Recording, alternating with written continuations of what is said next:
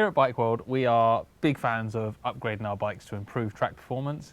And we've done lots and lots of testing recently, proving off how beneficial upgrading your brakes is for your track bike. But it's not just new bikes that you can get EBC brakes for. We bought a 1989 Honda VFR 400R NC30 when we went racing at Aberdare Park recently. 20, 30-year-old motorcycle.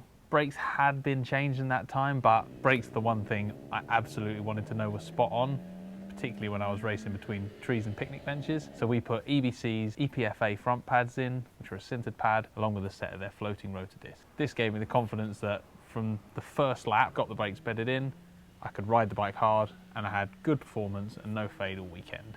Fitting the discs and pads was pretty simple. It was kind of part of our pre-race prep to go through the whole bike. It's always nerve-wracking taking a freshly prepared race bike to a track, straight to the race meeting. Fitting the brakes was part of my kind of mental pre-race prep to make sure I knew the bike was going to be safe and perform well throughout the weekend, and I definitely was really impressed with the performance from the EBC brakes. I actually had the chance to test kind of both ends of the spectrum.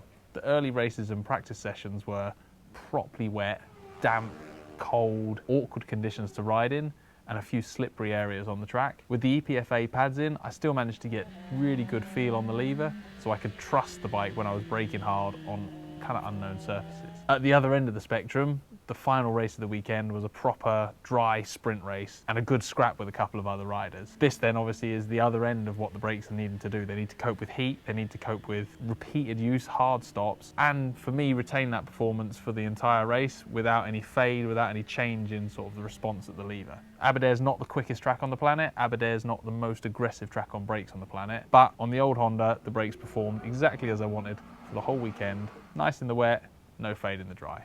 Massive thumbs up from me.